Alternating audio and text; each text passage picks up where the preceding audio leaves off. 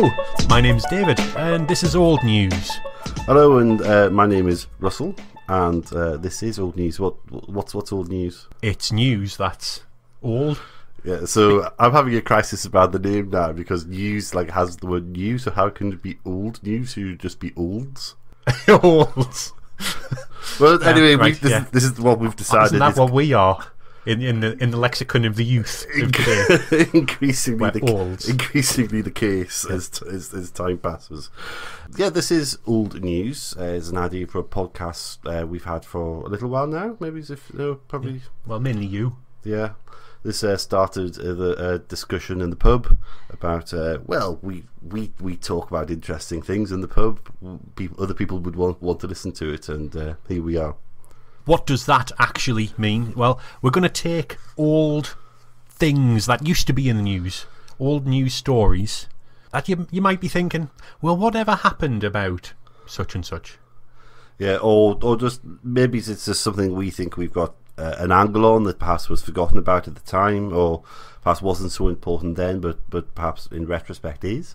And it's largely whatever we fancy talking about, which pleases me an awful lot. And we should point out that if any of our listeners come up with things they'd like us to talk about, they can let us know. I'm more than happy to take suggestions. Yeah, we'll be giving out email addresses and things later on. When we remember what they are, to be honest. Yeah. Wouldn't we have to set them up first? Yeah, I already have. That's all done. Fair enough, Yeah. So what's on the agenda for our first episode? Wasn't there something else we were going to say? We've got to remind people that we're not journalists.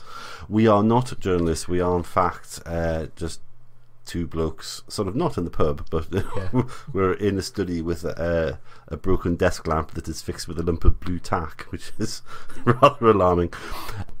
But yeah, we're not journalists. We're not here to provide a balance like the BBC or some sort of.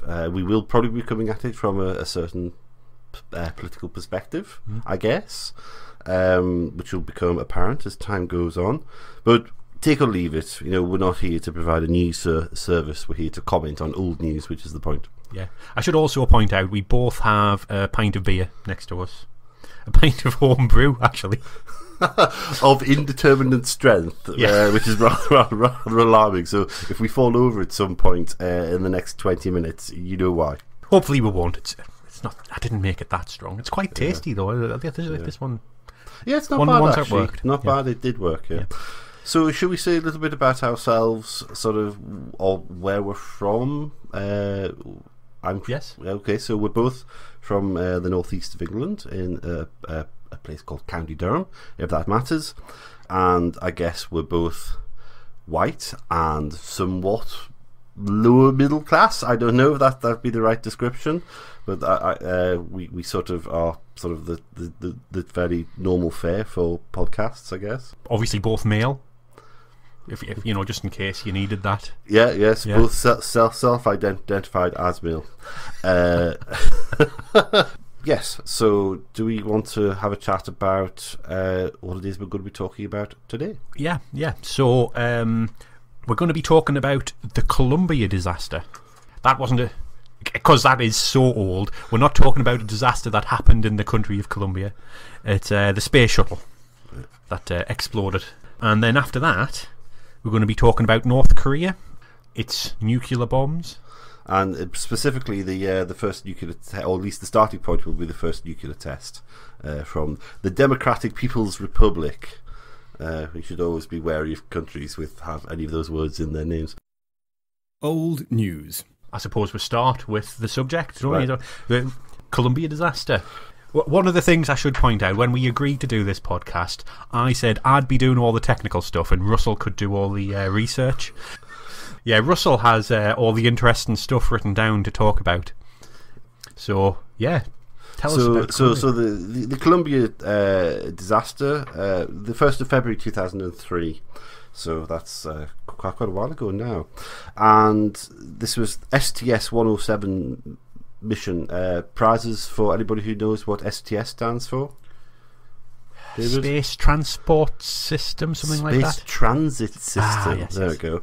So we might talk a little bit about that. So one of the reasons why I wanted to talk about the Columbia disaster and perhaps do this rather than the Challenger disaster, which is a little bit more well known and well remembered, is well, precisely because of that, but also I just wanted to again indulge in a little bit of a cliche of the JFK test. And the JFK test is, can you remember where you were when it happened? So here's a question: do you, David? No, I don't remember where I was when the Columbia disaster happened. I remember where I was. Actually, I was going to say I remember where I was for the Challenger disaster. I remember watching the news in my bedroom before a night at Cubs. Right, so on my little black and white telly. But no, the Columbia disaster, I don't remember where I was at all. Yeah, I can remember being at home at the parents' house, and sort of the news happened. Must have been sort of quite late in the evening, 10, 11 at night. And I remember my parents coming home, and I met them in the hallway going, "Have you heard the news? My goodness, there's this thing that's happened." And my mother was going, "What are you on about?" You're not quite like that. Which, we really shouldn't be laughing at the death of like a large crew of people, because that's rather distressing. So, yeah, I thought it was interesting how obviously the Challenger is remembered much more distinctly. I think largely because of the Teacher in Space program, and certainly it was very traumatic in the States because of the Krista McAuliffe, who was on board, who was the teacher in space. She was on board, and so there was an awful lot of school children in the States were watching live on the TV, watching the takeoff on the various video feeds. CNN were the one that carried it, if I remember rightly, is one of their sort of early sort of big coups, because they were the only people carrying the launch. So obviously there's an awful lot of school children at the time in 1986 January that remember the Challenger. But Columbia is sort of one of those failures, one of those terrible disasters that happens, and it's kind of forgotten. So let's just revisit a little bit about sort of what happened. I assume most listeners are intelligent and they have some idea as to how the space shuttle was constructed. But you had the shuttle itself, the orbiter, the large external fuel tank, which was like an orange colour, if I remember rightly, and the two solid rocket boosters, and the large chunk of the foam insulation on the tank came off during the launch. It smacked into the leading edge of the left wing, damaged part of the what is called the reinforced carbon. There you go, which was going to form the leading edge, designed to be quite strong and very heat resistant. That became dinted, or had a hole put in it against all sort of expectations. And of course, when the craft came to deorbit and land, the heat of passing through the atmosphere sort of burnt away at the inside of the orbiter, and ultimately led to its destruction. The reason why I asked the question about the STS, have you any idea what the Space Transit System was meant to be? What the shuttle's job was meant to be? This is something which I discovered in my research. Only in that it was supposed to be a reusable sort of bus in space, if you like, going up and down, putting satellites like up, a cheap reusable sort of system. But initially, it sort of dates back to the end of Apollo. So you got this idea of the Space Transit System was meant to be that there would be a moon base. The shuttle would be used to take various objects up and down into Earth orbit, and then there'd be a separate sort of shepherding system that would then take stuff from orbit to the moon, and back from the moon back to the Earth again. So hence the Space Transit System. The shuttle was like the first step in that process. Right. Of course, none of that came to be. No, and you ended up with something that was largely used for weightless research in low Earth orbit, and also for the launching of satellites. Of course, commercial satellites and military satellites largely died a death after the explosion on the Challenger. Mm-hmm. So what you're left with is essentially a system that was just used for at that point construction of the ISS. The ISS, the International Space Station. So the actual accident itself was the 113th launch. It was apparently delayed 18 times before the actual takeoff, and I think that speaks to like the complexity and maybe the reliability of the system as well. Very, very sensitive, loads and loads of things that could affect it.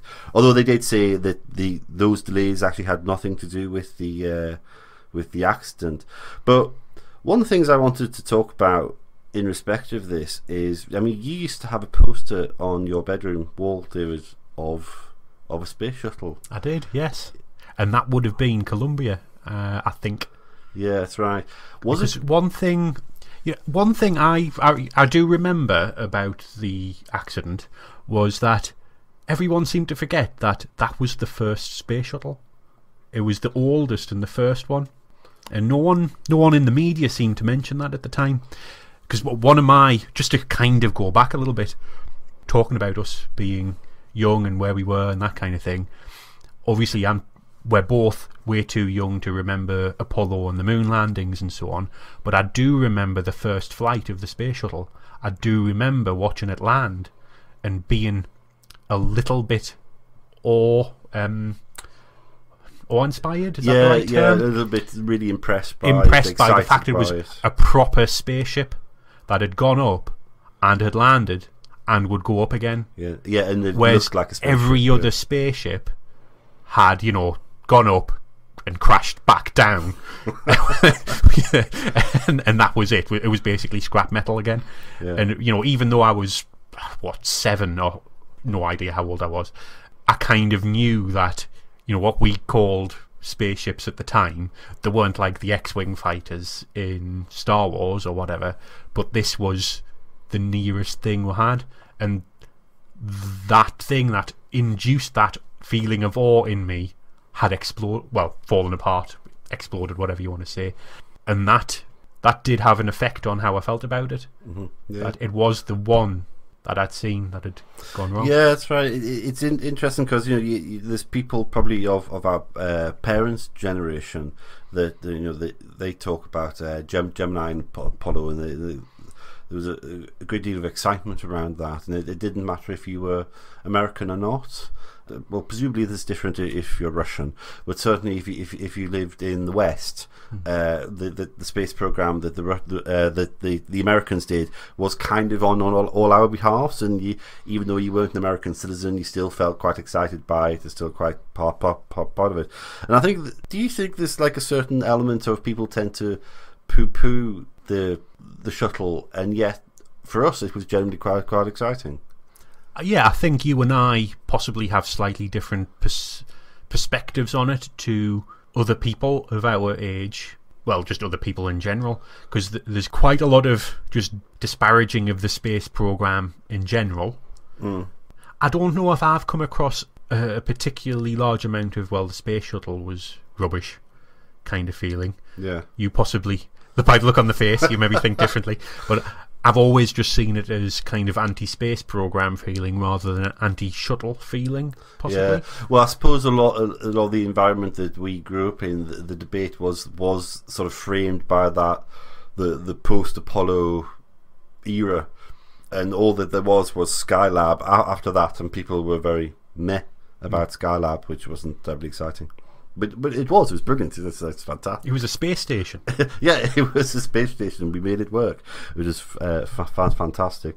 But so just to sort of move on from the kind of the slightly emotional relationship we had with that, I think it might be worth stopping for a little while here to remember in particular one member of the crew, which is Ilan Ramon. Any prizes to guess why he was special?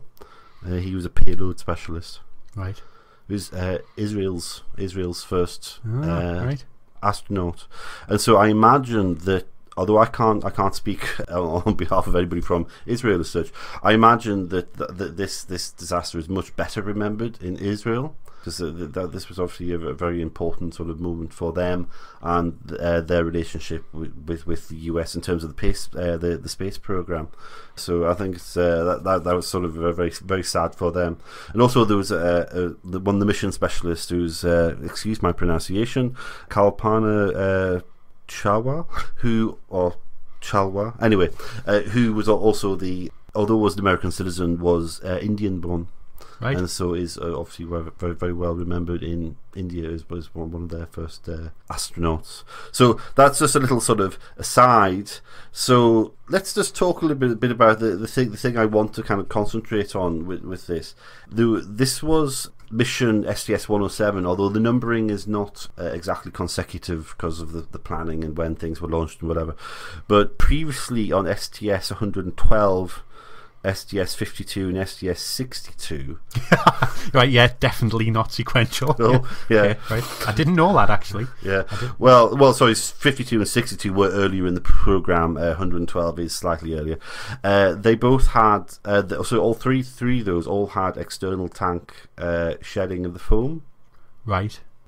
Right, which you would think maybe, just maybe, might have sort of raised alarms, and it did so extent. So this is all kind of past, it's all been sort of well worn. But so NASA then developed a set of what they called risk tools, which was essentially a database of all the incidents of foam shedding and the potential damage to the thermal shield that was underneath the orbiter.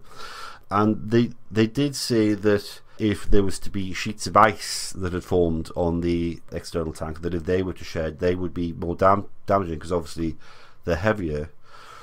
And so they had this rather sort of tortuous logic that says, well, ice is heavy, it'll do a lot of damage. Foam is lighter, therefore it's fine. Right. Without actually thinking, yeah, but this has already caused like one or two bits of damage along the way. So it just seems like we're going to build a tool, then use it to justify our sort of preconceptions. Our opinions after the fact. So after the launch, they discovered in the video, the film of the launch, that there was this sort of impact of the foam, and there was a certain number of engineers in the background, kind of in the middle level, not the senior management by any stretch, saw that and were worried. They requested imaging from the Department of Defense, to use their satellites to look at the orbiter to see if we could see what damage had been done, if any. And also they requested the NASA management have the crew inspected the wing. Okay. And again, NASA wouldn't tell them. So they tried two different paths to find out if. So NASA wouldn't tell them if they had, or NASA wouldn't. Well, as far as I understand, the NASA ignored requests as to whether they'd done the inspection, and when it came to the actual requests to the Department of Defense, they actually actively stopped those requests and said to the Department of Defense, you don't need to provide anything, everything is fine, which is a worry. So my question is, right, like, say, just, it's an interesting what if, because I think it's an interesting moral question. What would you do if you were that middle manager, that middle ranking engineer with your concerns? What would you do? Well, I would like to think I would do something about it. I would speak out in some way. But actually, would I? Like, I think about what I'm like at work. Yeah, I think that it's very easy to point the finger at these people and say, you should speak up. But the chances are they would speak up and then get the order of the boot. Yeah. Which is really very, very sad. I suppose it's like the whistleblowing thing in general, isn't it? You know, they might listen to you, but then what? You know, it's likely that they do the thing you say and then you get the boot anyway. Which is, you know, sort of tends to be what happens to whistleblowers. The next thing is, right, if say you're in the senior management, it's your decision what to do, and you've had wind that it might very well be a problem. We can't guarantee the safety of people, and all the rescue options are kind of non-workable. What would you do? Well, as soon as you throw in all the rescue options are non-workable, it basically makes it an impossible decision. What would I do? I would probably, again, one would like to think I would be ordering an inspection of the shuttle. I would like to think I was telling the astronauts, make sure you've got your suits on, make sure you've got your helmets on, and that kind of thing. But essentially, you have to get them down again. Yeah, that's right. I've just always thought that even if you did know, even if being told for sure that there's a hole in the side of the wing, there's nothing you can do, you'd probably just keep quiet. I mean, that would be a terrible personal price to pay, because you know that it's unlikely that the people are going to survive. But it is just generally awful. I mean, the flight director actually sent an email to the orbiter, and basically said this foam shedded from the tank, it impacted, but it's all okay. As far as we know, it's all okay. So they gave them a bit of information, but not the whole information. Yeah, but it's unclear as to whether the senior management NASA knew the whole thing. That they would say that they don't know the whole story at that point, and I imagine there's probably an awful lot of people at NASA probably didn't know. But yeah, it's. I generally feel sorry for people put in that position, though.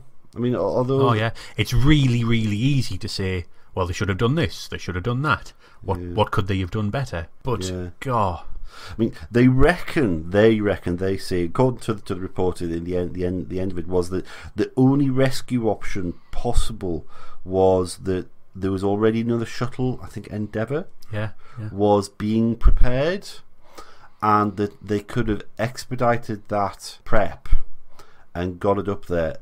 The Columbia had extra oxygen and stores on board, and they might have had like a 5-day overlap between those being able to launch and being able to do a rescue.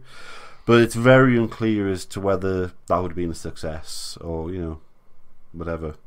But I think at that point the idea was that you would then sort of engender a panic and say, right, we're going to launch a new shuttle. It was probably just sort of unthinkable at the time. But yeah, I generally feel it's easy. I think a lot of people have been they're very quick to condemn the NASA managers and so on, and very easy to point the finger. But even if they did know, I still think they made a legitimate choice, even if it's a terrible choice. Yeah. To land the orbiter. Yeah. To move on with the story, and so the next aspect I wanted to look at was just sort of how that affected the rest of the program, really. In that there was how long? 2 years. 2 years. Yeah, slightly longer than 2 year gap before the next flight, and the next flight was largely just a sort of a hop, skip, and a jump by the Discovery, wasn't it? Yeah. And then after that, we had the last missions were all to the ISS, with the exception of one to the Hubble. Hubble, that's right, which was a massive success. I mean, here we are back into sort of the golden age again. Really, Hubble had been a massive success for the Space Shuttle in the first instance, after a certain amount of mirrors notwithstanding things. But you think about it though, when they went to do the repair, doing the repair was was a huge success, and that was never the shuttle's fault in the first instance, was it? No. It was the people that grabbed the mirror wrong. Was that something to do with? I've heard a few different theories about that. The first one, and the one I tend to repeat to people that I heard, was a mix-up between imperial and metric units. Because, again, this might not be true, but I did hear that it was British people who made the lens, and therefore it was British people who made the mistake. Right. But just recently, from one of our friends, he was repeating the same story, but he said it was Americans. But you can imagine both British and Americans are going to have problems with units because of our stupid, idiotic. They sort of. Hang on. Rant time. No. The ability of the Americans to stick with so-called English measures, and it's one of our worst exports ever. Yeah, I understood it was something to do with there was a certain factor that they hadn't taken into account in the grinding, something to do with the way it was laid on the table or whatever. The other one I have heard was that they didn't take into account the possibility of it moving during launch. Right. Like slight structural changes that would happen during the launch, and that might bend it out of shape. Yeah. That's the other theory I heard.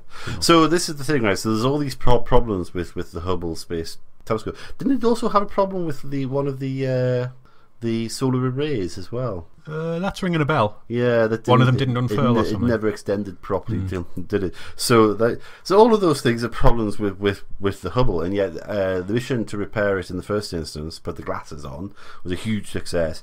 And then when they went back a second time to replace the gyroscopes and upgrade some of the instruments and put the instrument back, which had been taken out the first time round, or an equivalent thereof, was a huge success. And there we are. So the utility of the shuttle, and what a fantastic sort of thing it was. And then, of course, come 2011, we had the sort of the last flight of Discovery in March, Endeavour in June, and Atlantis in July. Was Endeavour the one that they built in replacement for Challenger? Now you're asking. Yeah, I think it was. If I remember rightly, that was like kind of like a semi-built test rig that they then decided to complete the airframe and fit it out as a replacement after the Challenger disaster. But I remember when that happened, though, I was enormously nostalgic about the last flights. It was very, very sad. It was like it was an end of an era. I mean, I don't know whether you felt the same thing at the time. Or... Yeah, well, I didn't feel enormously nostalgic. I don't know why. Maybe there was other things going on in my life at the time. I don't know. But I did, it was a shame. It was the end of an era, and I did feel like that.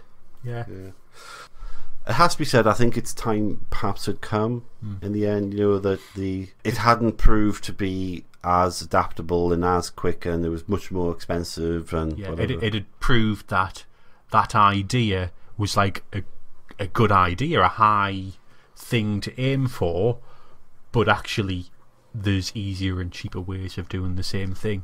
It seems ridiculous, but using expendable rockets turns out to be cheaper and more reliable than to send something up and bringing it back down. Yeah. And I suppose it also does two things, doesn't it? It clears the decks for what now follows. So at the moment we've got the Space Launch System, the SLS, which NASA are developing, and some people are poo-pooing that because it's all second-hand shuttle technology, the solid rocket boosters and the like an upgraded version of the engines or whatever. But it's a heavy lift rocket. I'm sure it's going to be perfectly good. But it also sort of clears the decks politically as well, doesn't it? Because then they can rethink and go, well, how do we spend this money, and should we be spending it perhaps on other people who can supply rocketry? And of course, the people that move in there, or the people that we have now, are people like SpaceX and Orbital Sciences, and they're the United Launch Alliance, and all, which is that Boeing, I think, led by Boeing. Yeah. So I think in retrospect, we can learn an awful lot about kind of the management of big projects and how we manage risks, and try and save lives perhaps in spacefaring. And we can mourn the deaths, we can remember the tragedy, but perhaps it did bring an end to something so that better and more interesting things could come along. Would that be fair, do you think? Yeah, I don't know if you'd say more interesting. Yeah, I suppose in the long run better. I mean, I do always have a hankering for the idea of a space plane. I do know, there was a lot of thought at NASA, in America, in the space program and the US Air Force and so on, before Kennedy made his big speech about getting to the moon in the 60s and all that kind of thing. They really wanted to do a space plane. It's what the X-planes were all aiming at. That was their the X-15 program in particular, preferred method of getting into space and so on. So all the rockets were essentially a distraction for them. And maybe we would have been further along if that hadn't happened. But equally, I'm quite well aware that it's turned out that actually it's not the most efficient way of getting into space, or at least with the technology we have at the moment. Yeah, apparently it's not. I mean, interestingly, the way SpaceX has gone is with the reusable rockets. Yeah. Which seems to me like an interesting sort of... It's conceptually like halfway house, isn't it? Yeah, it is. And one thing I wonder about is the people who buy the launchers, are they going to be told, oh, this is on a second-hand one that's returned, and do they get a discount? Because I would want one. Well, yeah, I mean, I've made this comment before about sort of roll up, buy your cheap rockets. You know? yeah. Hey, Gov, want to buy a second-hand rockets? You know, they're one careful. Elon Musk there with a big overcoat. David is miming the overcoat. I tell you what, should we do the audio description thing? That whenever David mimes something, I'll just go. And David is miming the lifting of an overcoat in a surreptitious manner. Yeah, so on that sort of rather jolly note, I think we should probably move on there. But yeah, I think it's been interesting to revisit that. That's something which is quite important to the things that I find exciting and interesting, space, science, and engineering. But it's sort of slightly forgotten. So I'm glad we've revisited that. Old news. Right, so we're not going to start with the word right, are we? That'd be bad. Story number 2. Story number 2. Your ticket, please. Right, so I've entitled this rather imaginatively the DPRK and the Bomb, which is what's DPRK? Democratic People's Republic of Korea. Of Korea, not Congo, as we were joking earlier on. So, yes. That's North Korea. North Korea. Anything that has democratic in it almost always isn't. People's is always a bit suspect because that's always somebody in the name of the people. Though it is a republic, I will give them that, though it's probably the world's only communist monarchy. It's the least republic. Least Republican republic, yeah. But it is Korea. Close to the Republicans? No, it's not. It's part Korean. There'll be letters. What have we just gone back to the 70s? Oh dear. So in sort of classic shambolic fashion of where news overtakes you, this was quite old news when we first discussed it a couple of weeks back, and like has since become very current news. When you say a couple of weeks back, 2 months? 2 months ago, yeah. We did agree that, our birthdays are in June and July, and we kind of talked about this in July. This is true. And so what was old news has become new news, or just news, I guess. And I will posit at the end of this little exposition that it will very quickly become old news again, because these things always tend to. Although, there's almost always a story about North Korea on the BBC website. Really? I don't know if you noticed that, because you get a lot of clicks from a story about North Korea. All right. Why do you think that is? I think people are genuinely interested in anything about, well, that country, because it's such a strange place.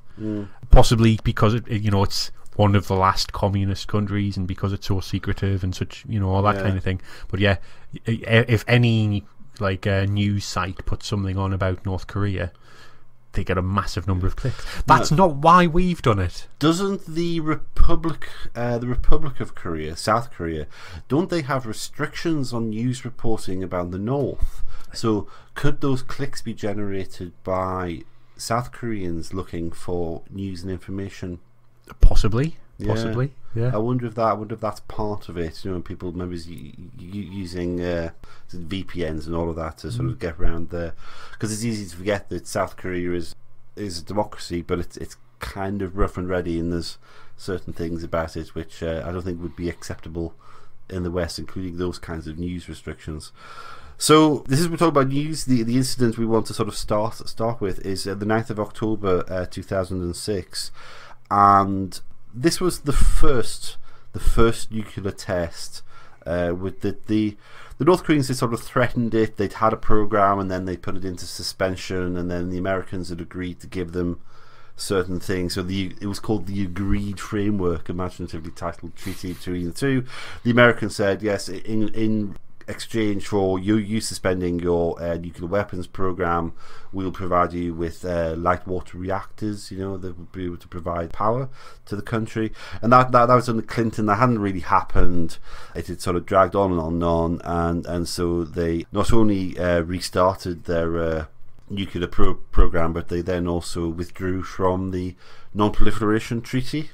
This is sort of in the build-up, and then on the 9th of October they let one go, and I think they what? Sorry, I think letting one go in terms of a very large fart is actually not an unreasonable sort of analogy here, because the explosion was less than 1 kiloton. Various estimates exist, but the most accurate seems to be about 0.48 kilotons. I could do better than that with the stuff in my garage. Yeah, it's not great, and we should think about that a little bit sort of more closely.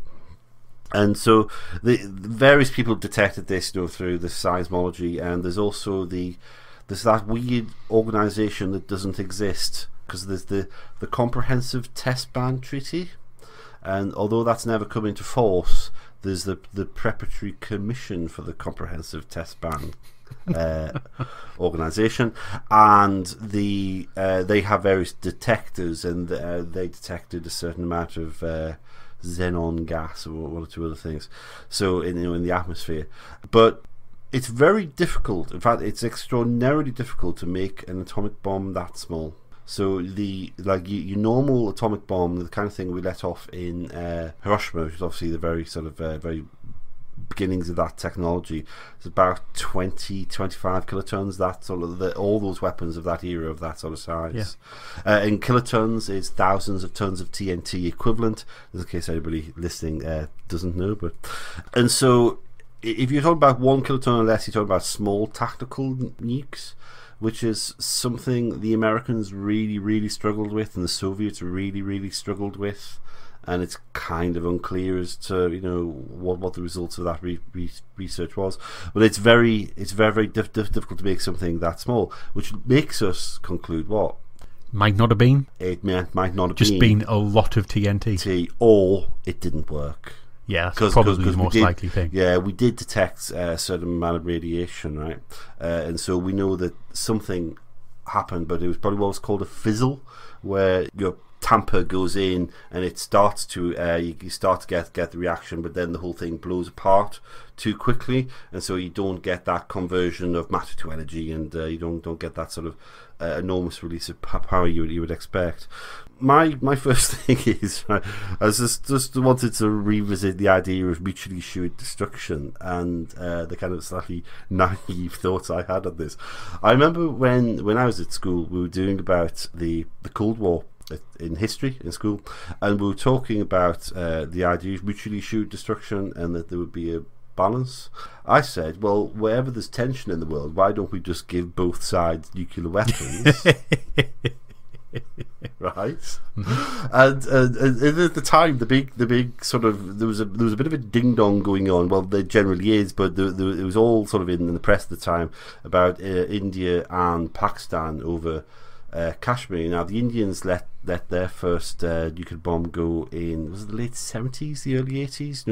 I only recently found out it was that late. I thought it was more recent than that, but yeah. Yeah, it was so reasonably sort of distant. But then I remember making this sort of semi-joking suggestion in a conversation with some of my school friends, and they all thought it was very, very funny at the time. And literally within weeks, Pakistan let their first bomb go. Sort of weeks after that, and I said, "Hooray!" And yeah, both sides. My geopolitical theories clearly worked, and they haven't had a war since between India and Pakistan. But then again, well, they haven't really resolved anything terribly well since, and nobody has any incentive to, because they've all got nuclear weapons, and so does China, that also sort of is next door as well. Yeah. And that's a little bit more complicated. So there is this very naive understanding of mutually assured destruction, in that there's there's a balance, and people say, oh well, the US had nuclear weapons, Britain and France were on the same side, and you had the Soviet Union on the other side, or more latterly Russia, and there was a balance. But actually, this whole theory rests on a couple of other sort of more subtle points, which I think are easily forgotten about. So firstly, you've got this idea of first and second strike. Is this familiar territory for you? Or I'm aware of the concept of first and second strike. Yeah, so I'm not sure where you're going with this. Right. So the idea that you would have a first strike weapon, which would probably be a land-based missiles, which is kind of what the Americans have. The Minuteman III systems and all that.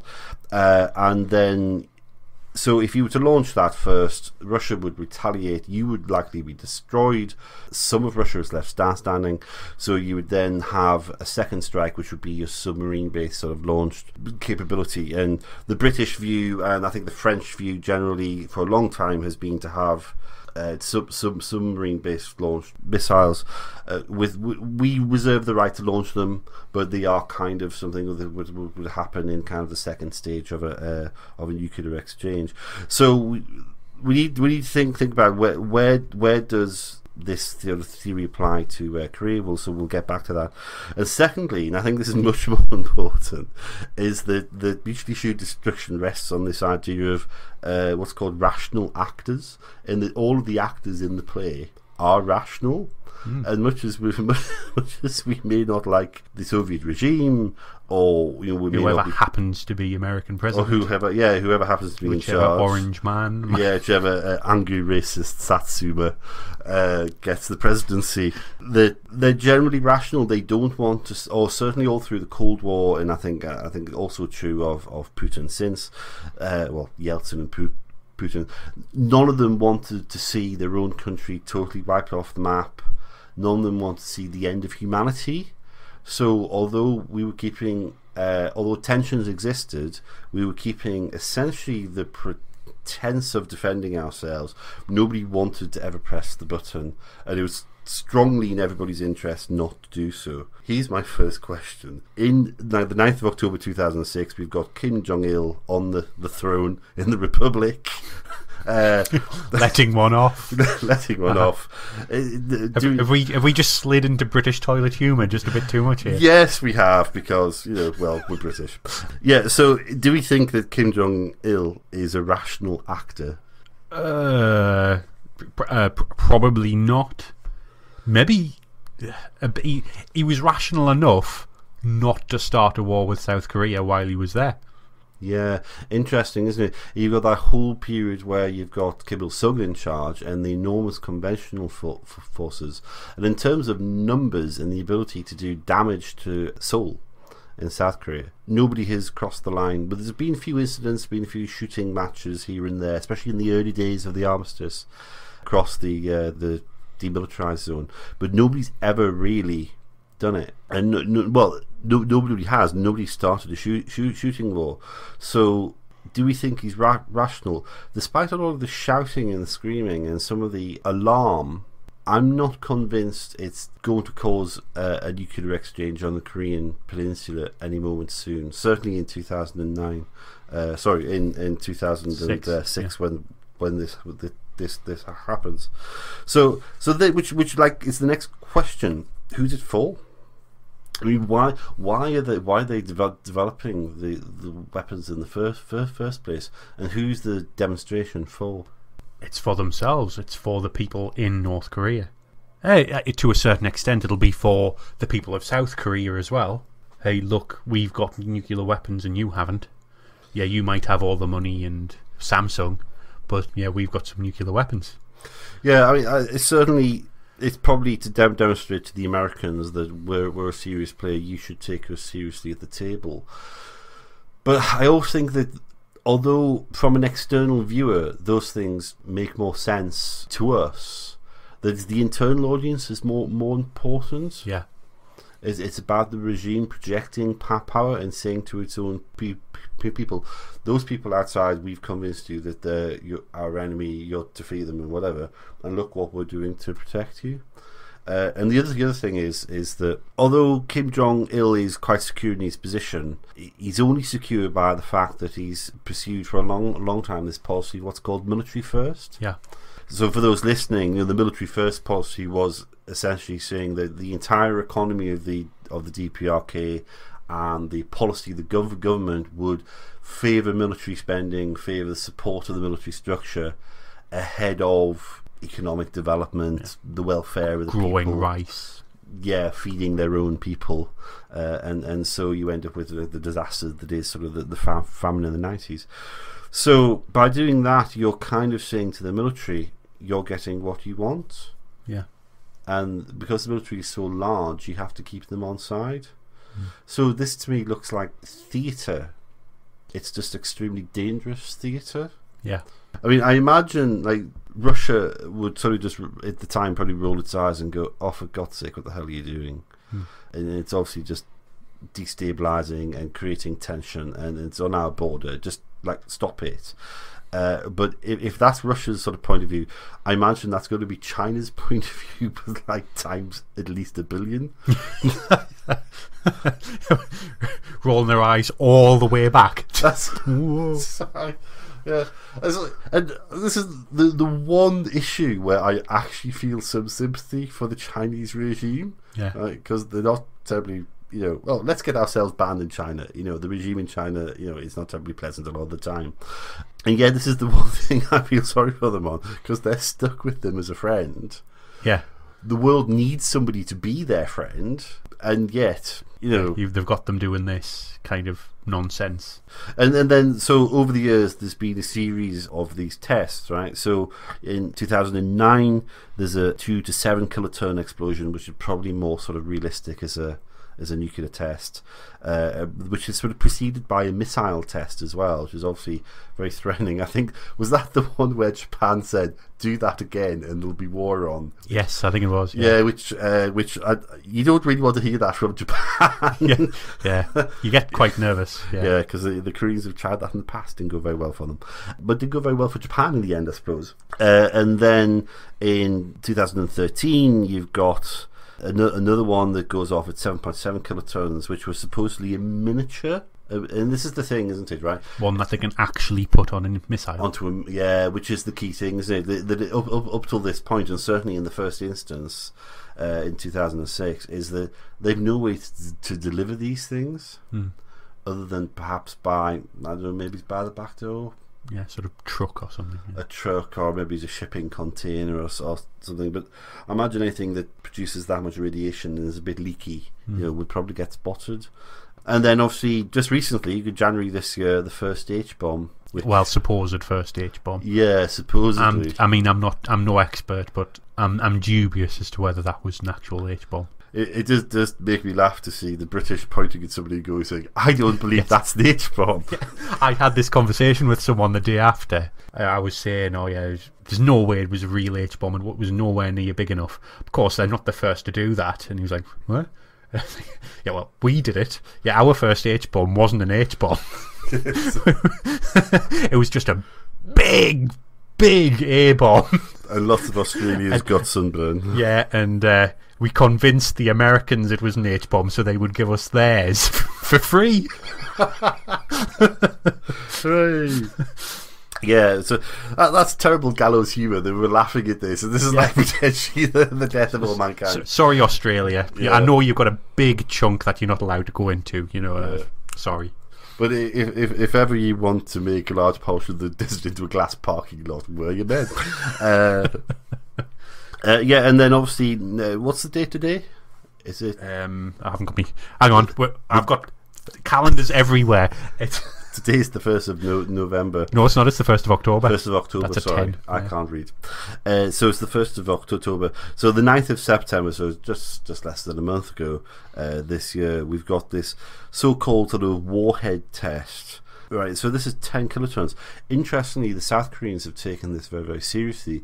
They think this possibly is a deliverable warhead on the end of a missile. Right, so that's obviously a lot more concerning. Probably not to hit the continental United States because it's not that kind of range yet, but they can fire these missiles with increasing accuracy into at one point they just used to lob stuff into the China Sea and used to or the Japan Sea, sorry, and it would end up somewhere vaguely around there. Whereas now it seems they can actually pinpoint the same point more than once, which is cause for concern. And so if the Republic of Korea are taking it seriously, we can only assume that they have reasons to take it seriously. If they are, presumably the Americans are, and everybody else at the same time. I'm going to posit this, despite the progress here, the progression and the potential for escalation, and also they reckon that North Korea are one of the biggest exporters of technology to Pakistan. Right. That these two nuclear programs go hand in hand, which is kind of weird. Yeah. Because you kind of think, Pakistan's a bit of a weird place, but the government is generally sort of sensible-ish. Well, the military is separate from the government. Yeah. So the government seems to be increasingly heading down sort of an Islamist route for whatever reason, whereas the military tend to be more sort of interested in stability. And despite the military dictatorship and whatever, they haven't used their nuclear weapons to threaten anybody. Despite the various comings and goings of the instability in Pakistan, the military there seem to have protected the nuclear sort of side of things quite reasonably well. And so I'm just going to posit, despite the escalation, that has anything really changed? No, really. No. When it comes down to it, if I don't suppose the South Koreans feel any more like the average South Korean on the street. Maybe if there's any South Koreans listening, they could tell us, but I can't imagine they feel any more threatened than they did when there was just millions of soldiers on the other side of the border. Well, which are still there anyway, and so they have ruled out as like an anti-missile system, isn't there, which I can't remember the name of. So the North see that defensive system as being sort of provocative, but again, nothing really changes. It's in nobody's interest to attack South Korea, because that'll only... Well, if you attack South Korea, what two things will happen? Korea will defend itself with enormous force, right? Yeah. And I know people slag off the South Korean military for being technologically exciting but not very effective, but they've got a lot of it. And they've got their big friend, the USA, actually there with troops on the ground and just enormous resources. And it would invite the ire of China. Yeah. I mean, China has normal relations with South Korea. Because China, although officially friends with North Korea, they're not going to...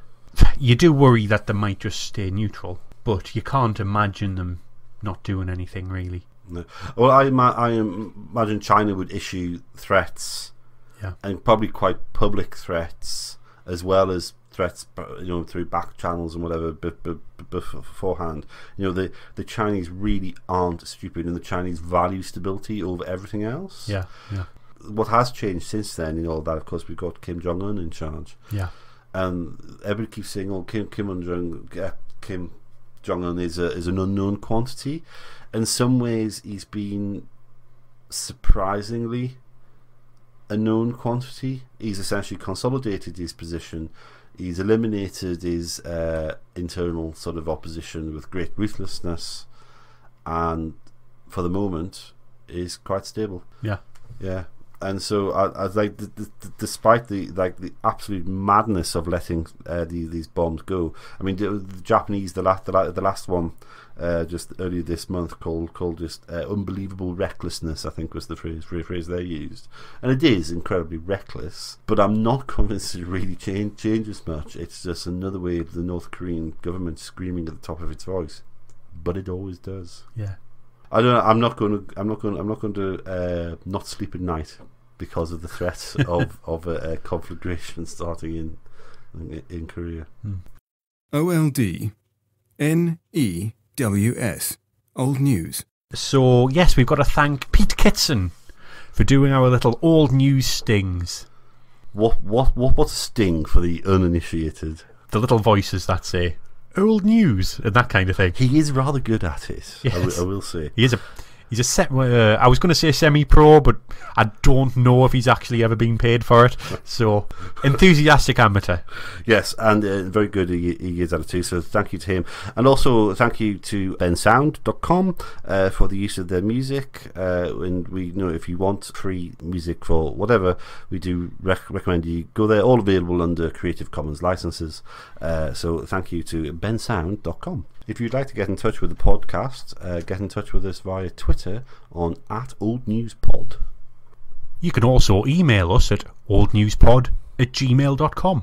And if you'd like to visit our website, that's available at oldnews.podbean.com. Old news. I'm recording this little bit at the end here, a few days after our main recording session, because the way Russell and I said goodbye in the original recording didn't work very well. So on behalf of Russell and I, thank you for listening. Hopefully we'll be back in a fortnight's time or so for more old news. Thanks now. Bye.